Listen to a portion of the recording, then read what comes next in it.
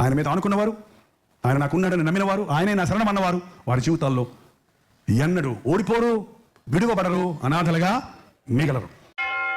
ప్రార్థన. పరిశుద్ధుడా, ఒక్కసారి నీ బిడ్డలు చూడు నాయన. ఎన్నో సమయాల్లో మనుషుల్ని నమ్ముకొని మోసపోయామయ్యా, పరిస్థితుల్ని నమ్ముకొని నష్టపోయామయ్యా, లోకాన్ని ఆశ్రయించి ఏమి లేని వారిగా మిగిలిపోయామయ్యా. నీవే నా దుర్గము, నా కోట, నా శైలము, నా సహాయకుడు, నా ప్రభువే అని నీ మీద ఆధారపడడానికి మాకు సహాయం చేయము. ఆపత్కాలమైన నీవు మమ్మల్ని కాపాడతావు.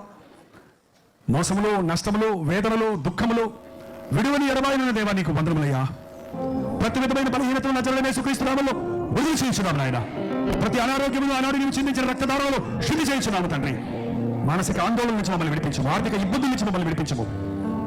లోకంలో ఎన్ని చిక్కుల సమస్యలు ఉన్నా నీ యందు ఆనందించడానికి, నీ ఆశీర్వాదాలతో నింపబడి సంతోషించడానికి మా ఒక్కొక్కరికి నీ సహాయం చేయము. యేసుక్రీస్తు నామములో అడుగుచున్నాము తండ్రి.